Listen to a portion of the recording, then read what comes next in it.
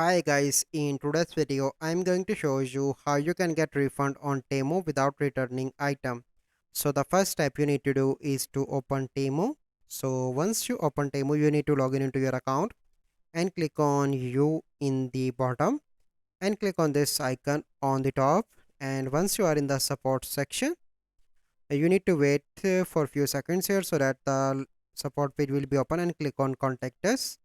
And here you need to mention the reason that I want refund for my order, and here you need to mention your complete order number and details of the product, and you need to mention the reason why you want your refund. Maybe you receive a damaged item, broken item, or any issue, and then you need to send to the Temu support. Then they will check and help to get your refund.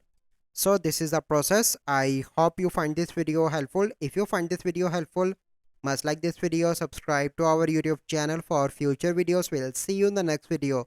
Thank you. Have a good day.